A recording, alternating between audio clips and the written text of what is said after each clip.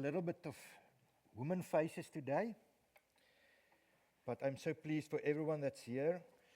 And I think I must just mention also greeting everyone that's online. I have some feedback of people that is following us online.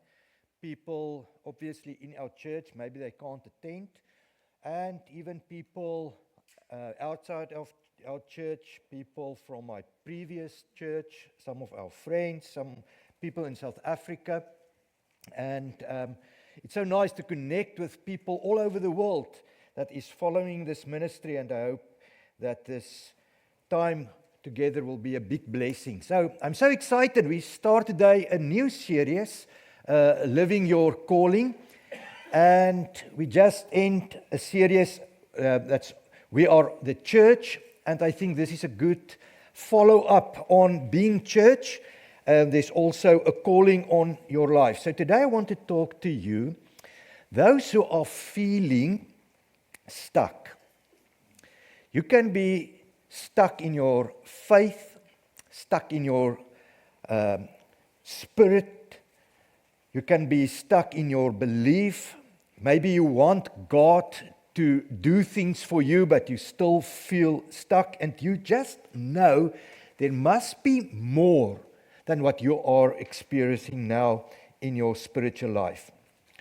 More spiritual growth, more passion, more spiritual impact. But all that you feel is more of the same thing over and over. You feel spiritual behind. You feel like lower than what God created you to be. And it's not that you try pray. If you pray, if you don't feel effective. You read the Bible, but it feels that God's not speaking to you. You try to worship, but you don't experience the presence of the Lord. Sometimes it feels for you that God is so distant.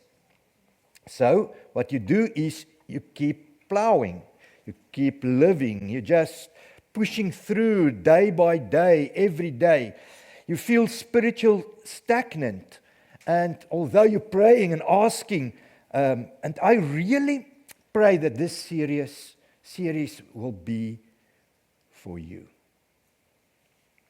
So this is going to be a study, this Live Your Calling. It's going to be a study about the Old Testament prophet Elijah, and he was in his early 20s, stuck also in plowing, stuck every day in the fields, busy working. So every day he was doing the same thing, work the same fields, deal with the same dirt, dealing with the same job day by day. And little did he know that God had a big plan for him. Actually, we'll see in this series, God will take somebody that's quite ordinary, and he will make him something very special and useful for God. So, after years and years of working and plowing and doing the same thing, he finds himself stuck behind this plow. And I think in a similar way, we all feel and can feel from time to time stuck behind our plow. Stuck in life, stuck behind the same old things and habits. And this is what's going to happen. I want to tell you now that there is a mantle with your name on it, and a calling bigger than the field that you're standing in. So, are you ready to believe? Are you ready for a little bit more? A little bit of stirring up in your spirit and on your calling? So, let's pray together. Lord Jesus, we come to you with such a big need that you will please talk to us, guide us, lead us, revive in us whatever you are calling. Lord, I pray for everyone that's listening, that there will be change in our lives. In Jesus' name, amen. Amen. So the theme of the first of a four-part series is burn the plow, follow your call. So God chooses Elijah, this ordinary guy, to do something really special. And he was so special. You must know that beside Jesus, Elijah performed more individual miracles than anyone else. Okay? So, I want to show you it was the same God that was calling Elijah for this big life full of miracles that is still here today, and He is calling you. So, before we dive into this part of Scripture, I'm going to read in 1 Kings 19. If you want to understand Scripture, you must first deal with the context. That will help you. Okay, so the context of if you want to study a specific person that we are doing now, or a specific book in the Bible, have some context. So things like, who wrote that book? Whom that is written to? When was that written? What was the purpose of that writing? What was the main message of that book? Okay, if you can answer those questions, it will really help us to understand the passages better. So the context of 1 Kings 19, we don't really know. That's the problem here. What we do know, it was a critical period in Israel's history. So people was ignoring God, living immorally, and worshipping false gods. Doesn't that sounds quite familiar? People ignoring God, living immorally, and worshipping false gods. And in critical times, God raises up spiritual leaders. So now maybe you sit there and you start excusing yourself. You must know, this is a strategy of the devil, is starting excusing yourself for a big calling. Maybe you sit there and you just don't feel equipped enough. Maybe you don't feel holy enough. Don't feel you know enough. You don't have experience. But I want to tell you, God needs a spiritual leader in your family. He needs a spiritual leader at your work. God needs a spiritual leader at your school if you are studying. God needs a spiritual leader among your friends. God needs a spiritual leader in your street, in your neighborhood. And He is rising leaders in times like these with a calling. So before we look at Elijah, you must first know there was Elijah. Now Elijah, they call him the power prophet. He can pray and from heaven will come fire. Okay, so his calling and his ministry is ending, and now he go to Elijah so that God can call through Elijah, call Elijah to do the work of God. So this is what's going on now in this passage. Okay. And I think maybe in a similar way, and I really pray for that God will use me to stir up that calling in your life. Okay, so let's go and read it. 1 Kings 19:19 says, so Elijah went and found Elijah, son of Shaphat, plowing a field. I'm so pleased that my name is not Shaphat. Okay. I can only think if your name is Shaphat, the kind of bullying that you will experience at school. Okay, there were 12 teams of oxen in the field, and Elijah was plowing with the 12th team. Elijah went over to him and threw his cloak across his shoulders and then walked away. So what do we know about Elisha? What was the background of Elijah, except that he was a young guy of 20 years old, 20-something? And the thing is, not really a lot. We know that he was living during the 9th century before Christ. Israel was divided.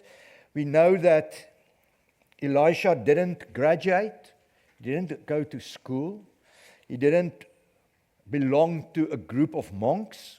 He wasn't a son of a priest. Okay, he was only a son of a ranger. So, Shaphat was his father, and we think that Shaphat was quite wealthy. Because if you have one pair of ox to plow the fields, you can make a good living. But this guy, the father of Elisha, have 12 teams of oxen that we read in this passage. So probably he was the guy that was living there on the hill in the big house, and he have a country club membership, and from time to time go and dine at a Michelin 5-star restaurant. Okay? So maybe they was a little bit wealthy, but Elisha was not your typical rich kid. He had a very hard job. To plow is very hard. And he was doing that daily. And can you think the scenery that Elisha was used to? Okay, first of all, every day there in the fields, you must look where you walk. If you spend the whole day behind ox, okay, you must check where you are stepping. Okay, and then you can think year in and year out, day in and day out, his scenery was a field and looking at the butts of ox. This is what his life is all about. Not very exciting. Just plowing. And maybe you can relate today. Maybe you are stuck in some way the same, like driving the same route to work every day and showing up at the same places every day and making the same food and doing the same things every day. And this is the thing. If you are doing the same things over and over, and especially just find yourself behind ox every day, I'm sure you will lose your passion. Probably this was where Elijah found himself. Okay, but notice, Elijah, he was on the 12th team.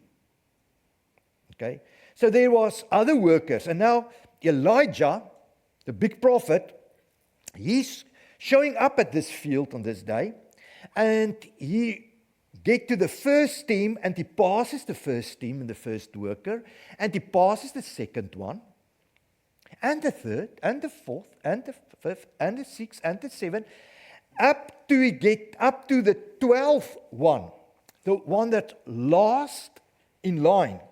And there he finds Elisha. You see, God worked like this. God often chooses the one at the back of the line. There's so many examples in the Bible that God is choosing the least that other people will choose. God is choosing the one that is at the back of the line. Now, Jesus said, in his kingdom, it's like this. Those who are last will be first. Those who are the least will be the greatest. And maybe you feel, especially spiritually, you feel overlooked, you feel undervalued, you feel stuck because you feel you are at the back of that line. And see, this is the thing that I want to tell you today. You might find yourself far at the back, but God sees you. God loves you, and God can use you. Why? It's because God doesn't choose like people choose. While everyone else saw Elisha, a young boy, a dirty kid, just with a plow in the field, God sees a prophet. That's a difference. And while everyone sees today maybe a retired man just busy doing his own thing, God sees a mentor. Or maybe an old lady with wrinkles on her hand, but God sees wisdom that can redirect a nation.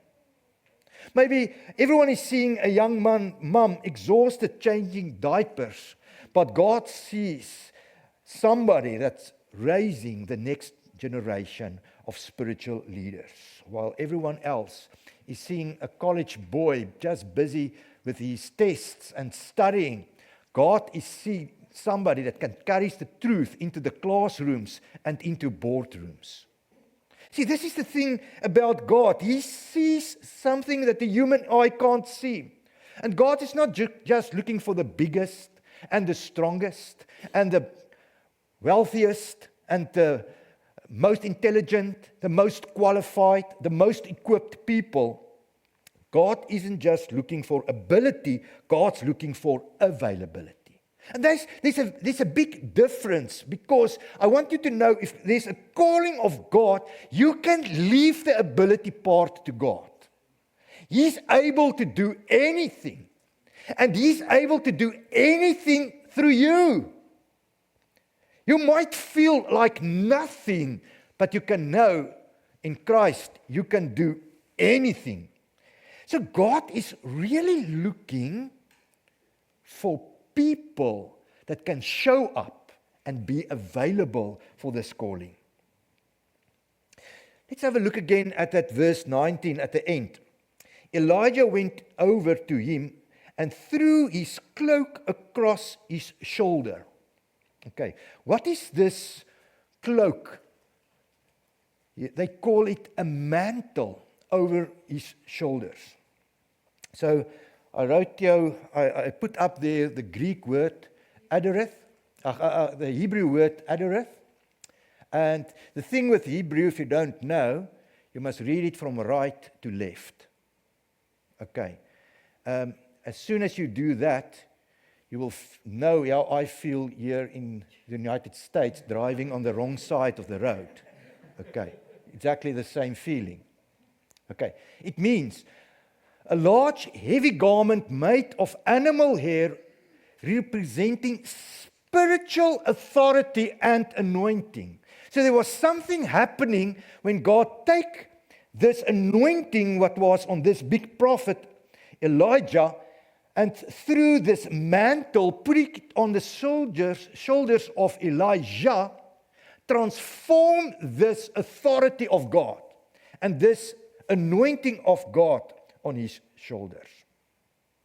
It's like, in modern day, it's like a judge wearing a cloak like that. There's some authority in that cloak. If he's putting that on, you can now know you will stand under that authority. So here is this prophet in the field carrying this big mantle on his shoulder. It's big and it's heavy. Okay, and by passing everyone else until the end of the line and taking that mantle off and put it on that shoulders, it was like transferring that calling from the prophet of God, from the one to the other one. He's putting it on his shoulders. And now Elijah is telling Elisha, now you are next. You are called. You are the chosen one. God sees you. You might be at the back of the line, but God sees you. You're going to be the representative for God. And now it's decision time for Elijah. He must make a choice. So that morning when he woke up, he just go to the field that morning and just take his plow and his ox and just go carry on, not knowing what's ahead for that day. And suddenly he find himself, he must make a very big decision. By declining this calling, he can stay safe.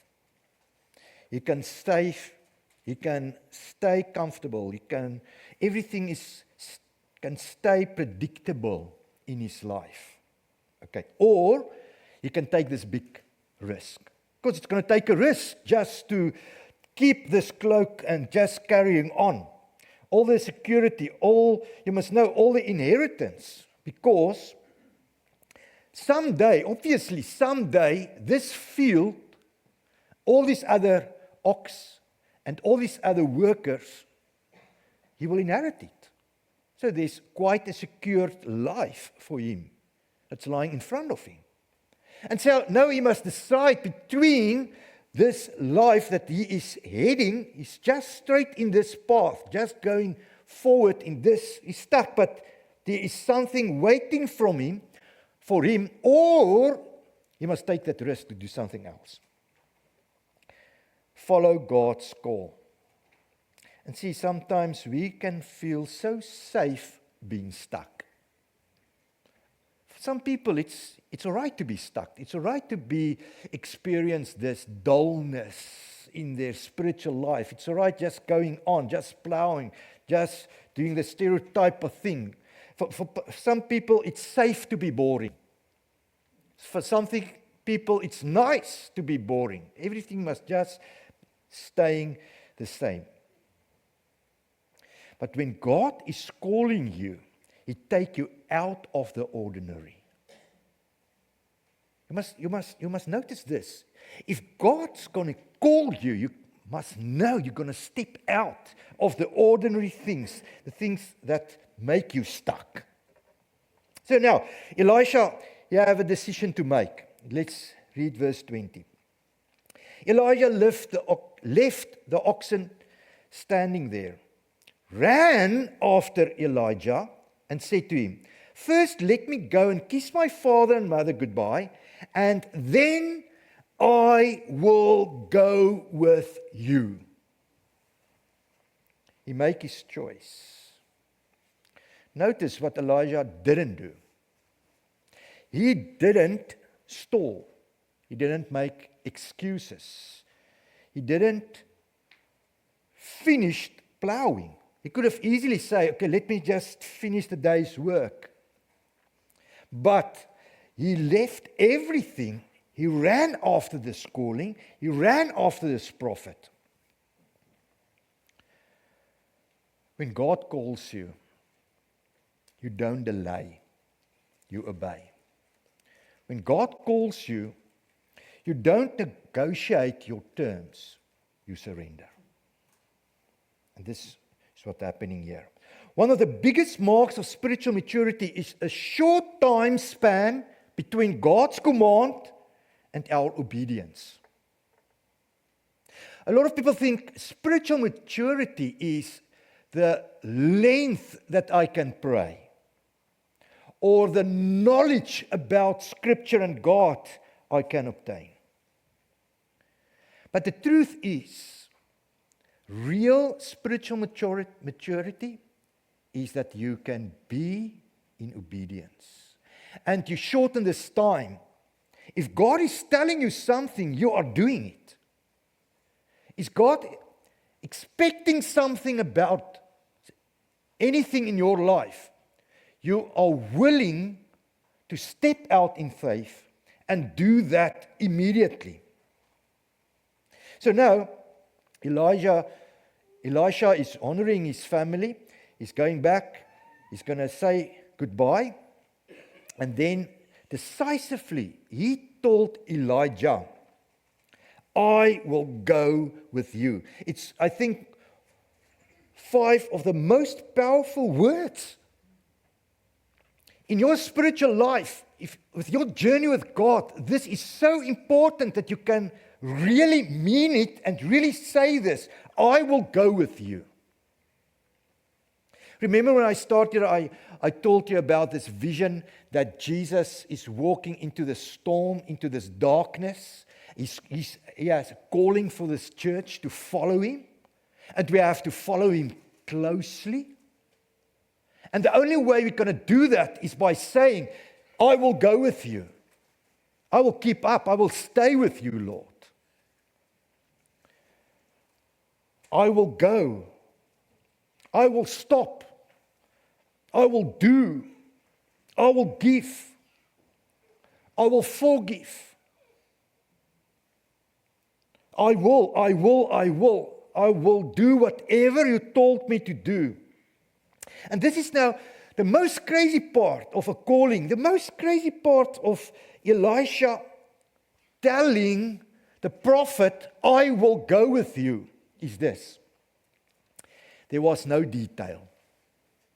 It was only a calling. He must leave his whole life, his whole inheritance, his whole future in the family business. He must all leave that for what? Just for a calling? Just for a mantle? Just for to walk in the footstep of this big prophet and become the next prophet? But what is the details? What must I do? How do I prophesy? How do I know this God? What will God expect from me? Where will I go? Where will I live? Where will I stay? Who will feed me? None of these details is available. The only thing is the calling. There's a mantle and there's a calling. And he said, yes, I will go. It's quite crazy. But this is faith. Walk by faith. It's really to trust the Lord. If He's calling you, you can know it. If God is calling you, whatever He told you to do, He will provide. There will be miracles. There will be something supernatural happening to get there. And He will be the sustainer. He will be the provider. He will be the one that make the way where there's no way. When we received the call, sitting in South Africa, and there's a lot of water between South Africa and Washington. A lot. Okay. It's not getting on your bike and go. And there were certain stages that we saw. Now it's impossible. Maybe this is the end of the road. And what we did, we just keep on trusting the Lord for Him making the way. We didn't know how will we end up here, how will everything get approved. We didn't know if we get here, what is waiting for us, how will life be here. But what we did is we really trust the Lord for everything, with not a lot of details. You don't have to understand completely to obey immediately. So this is the thing. Sometimes we just want to overthink it. We just want to work out the details and see, how will this thing work? God is calling me, but now I must leave some things and I must endure other things and I must be on a path that I don't know where this will lead to, but tell me just a little bit more, but you don't have to understand it. All that God is asking is obeying, trusting Him and obeying it. So now Elijah, he must consider the cost. What will be the cost? So for a short period, he must decide, will he accept this mantle and rejecting his life up to now? Or will he reject this mantle and stay stuck with his plow? I want to encourage you today to think about, to consider the cost I want you to think about your salvation. You know, salvation is for free. You can't work for it. It's a gift from God. But the main thing is that people sometimes forget is, as soon as you start following Christ, it will cost you a lot. Actually, Jesus teaches us you must deny yourself. If you really want to follow me, you must deny yourself. There's a lot of things that is important to you that you must lay off and start doing things and start doing a lot of things that you might not like. You have to deny yourself. Verse 21. So Elijah returned to his oxen and slaughtered them. He used the wood from the plow to build a fire to roast their flesh. He passed around the meat to the townspeople, and they all ate. Then he went with Elijah as his assistant. This is how it's playing out now. I want you to notice that Elijah went back to his ox. He slaughtered them. He make a sacrifice. He make a fire. He burn his plow. This plow, it is a symbol of his security and his future. This plow, this is the thing that he is used to. This is the thing that he always do. And he have to go back and burn it. Elijah burnt his plows. So, there's no plan B. There's no turning back. There's no safety net. For years and years, he was just plowing. And now, he has to sacrifice that exact thing that he was used to and was depending on. Actually, it was the thing that was giving meaning to his life. This is who Elijah was. He was a farmer. He was a plower. And that exact thing was the thing that he made fire with. He burned it. Why? You can't hold the plow and the mantle at the same time. This is the problem. This is a big problem for the church today, is we want to have the calling.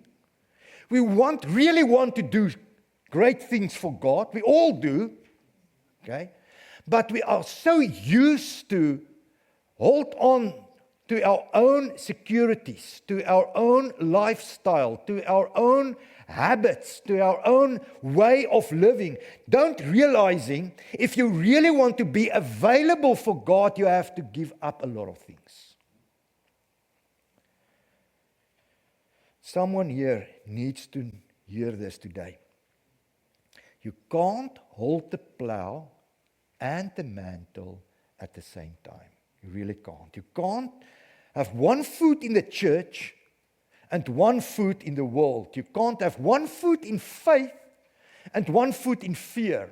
You can't have one foot in your calling and one foot in comfort. You can't serve the world and Jesus at the same time. You really can't. Because you will think you are following Jesus, but you will get behind and behind and behind. Actually, Jesus is telling us that if you love the world, you will lose your love for the Father. So I want to end off with this question. This is a serious question. And this is a good question for Wednesday's action group.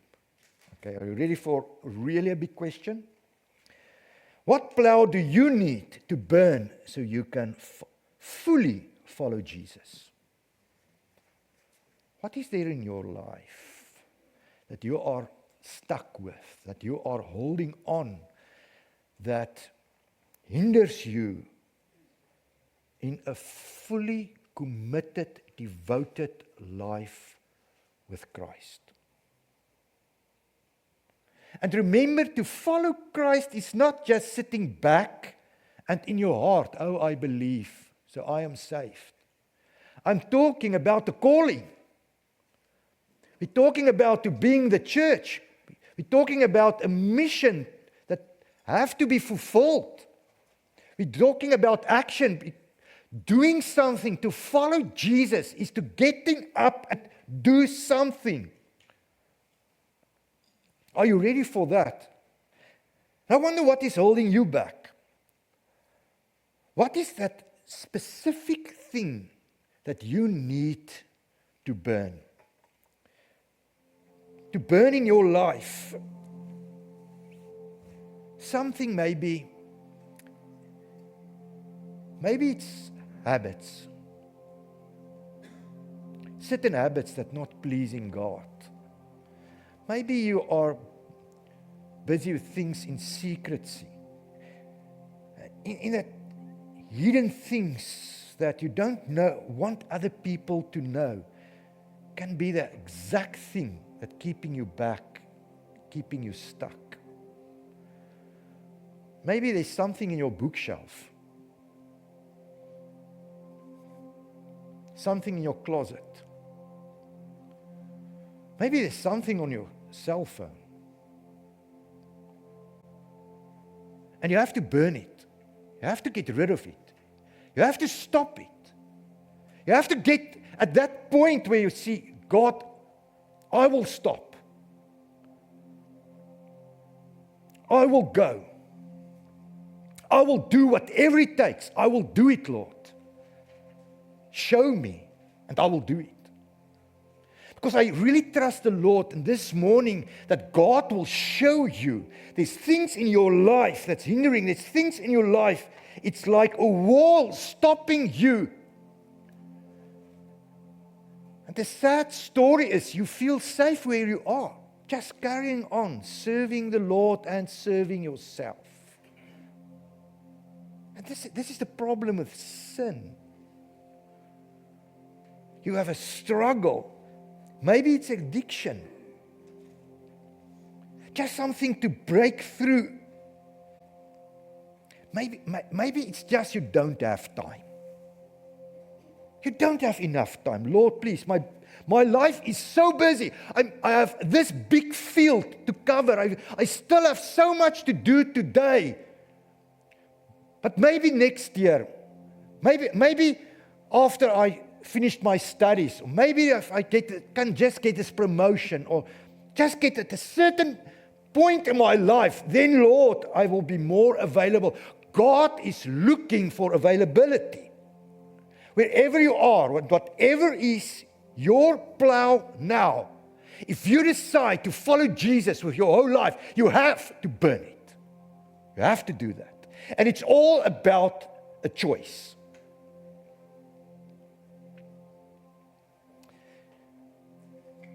Doesn't matter your age. Maybe you think, sure, what can I offer for the Lord? What is there to offer for the Lord?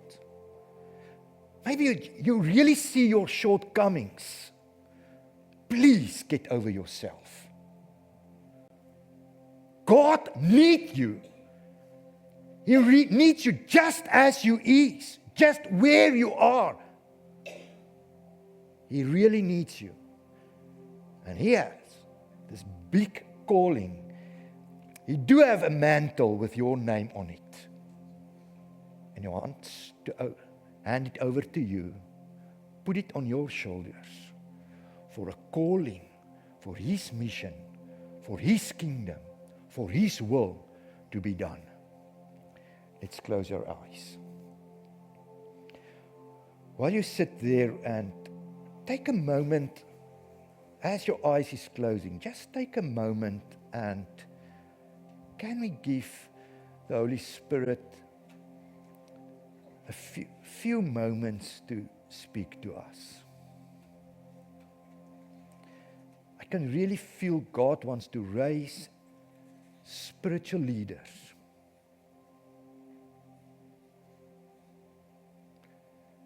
And He wants to tell you today that you are good enough.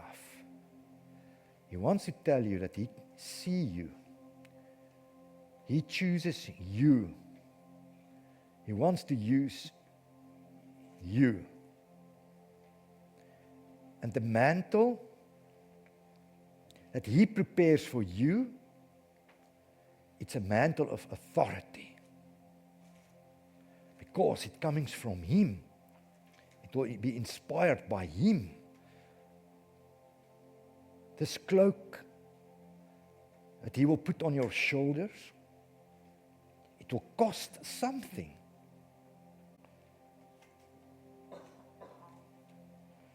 And as you engage in this invitation of a calling in your life,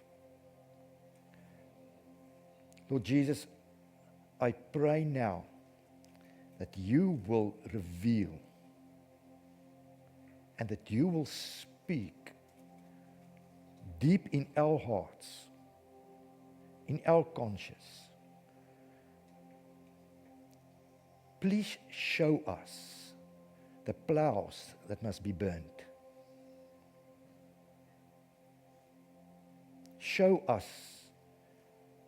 the things that we have to stop and get rid of to fulfill this calling. What amazing honor it is, Lord, to serve you, to serve in your kingdom, to serve in your church, and to have a calling. That I pray in Jesus' name.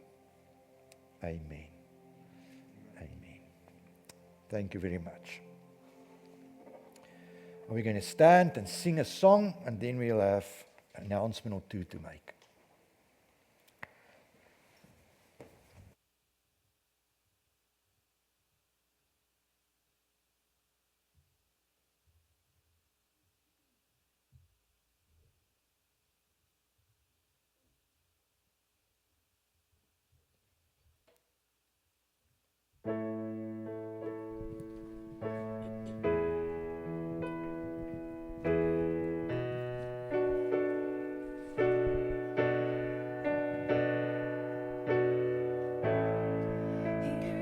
Where I lay it down, every burden, every crown.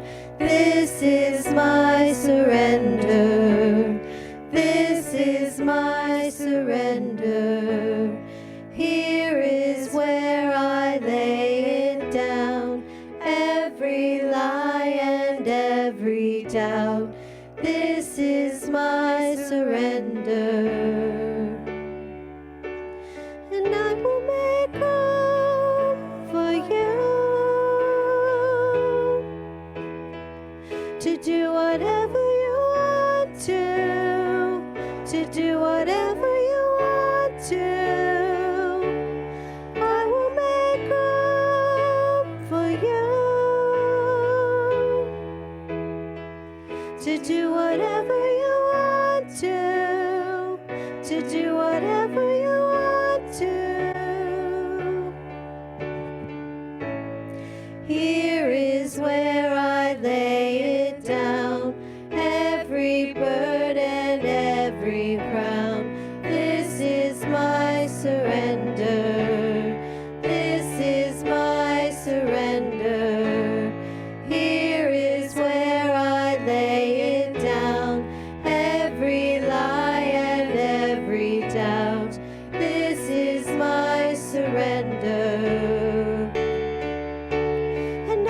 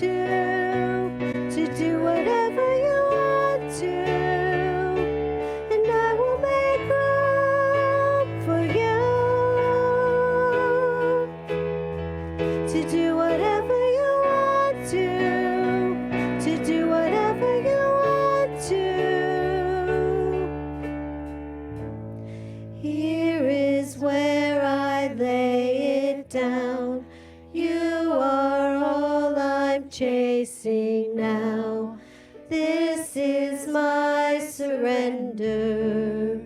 This is my surrender. Here is where I lay it down. You are all I'm chasing now. This is my surrender. This is my surrender.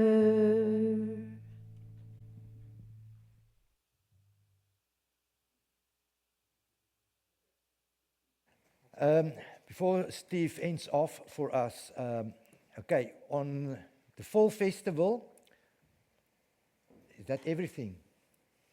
Is that all the pamphlets? Is that all that's left?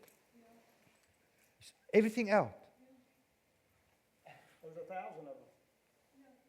Did you all get pamphlets? Where is all the pamphlets? Lizelle, there's some on Lillian's desk. Did you find it? This is the one. There was a whole pack though. I think some people took this one. Okay, but no, that's good. That's good. I just want to pray for it. Okay. So did you all get some? Okay. There's a little bit more if you can come and have this. Okay. On Friday's festival, can we as a leadership is going to fast on the Thursday for Friday's festival, and we are inviting you to fast if you can. If you can't fast of food, fast of something, okay? And come and pray with us on Thursday night, okay? But now you want to do the Bible study on Thursday night, Yeah. on 7 o'clock. No, Tuesday night. Oh, so that's on Tuesday night. So Thursday night's all right. Right. Okay. So can we come here on Thursday night on 7 o'clock, just to have a prayer meeting, okay? What we are going to pray for is souls, okay? We're going to pray for Manassas. We're going to pray for people that's in a state of unbelief. And we're going to pray them into God's kingdom. Okay, so please come and join us if you can. That's not going to be that long, maybe 15, 20 minutes. But let's come together and really seek the Lord for a breakthrough. Okay. And then I want to pray for these pamphlets. I see a couple of them are already started distributing. It was so nice during the week as I was walking to the church. Okay. Steve, you must try that one time. Yeah. As I was walking to church, I see a pamphlet under a post sign. Okay. Stop sign. Sorry. Under a stop sign. Okay. I don't know if you're allowed to do that, but I'm sure people are seeing that. I will see that immediately. Okay. So, if you have some pamphlets, can you take it in your hand and let's quickly pray for this. Lord Jesus, we as your church, we want to pray for this event, this fall festival. We want to ask you to use these pamphlets in a wonderful way. Let it be more than people distributing it. Let it be more than other people that just think it's another flyer and throw it away. I really pray that you will talk to people and using this pamphlet. We want to pray for open hearts, for an acceptance for this event, so that people, they won't know why. They will just feel something driving them to come and have a visit. And then we pray, if they come, because they will come, if they come, let them meet Jesus. Let them meet your church, your children. Let them meet your love. Let them meet your friendliness. Let us overwhelming them with acceptance and use us to inspire them to start following Jesus just as we do. So now I anoint this pamphlet in the name of Jesus. Amen. Amen. Then remember the action groups on Wednesday. Please, if you haven't attended one, just come and try one. Okay. I really invite you. If you can't be here, you can go online and attend it through Zoom. I'm really looking forward because of we're going to have a little bit more time now. So what the great thing is now is we're going to do something else this Wednesday at the action group. Okay? We're going to pray for each other. We're going to minister to each other as well. So I'm really looking forward to that. Come and join, come and be lifted up, come and be challenged to be doers of the word. Okay. Thank you, Steve. Amen. Amen. Thank you, Brother Jacques.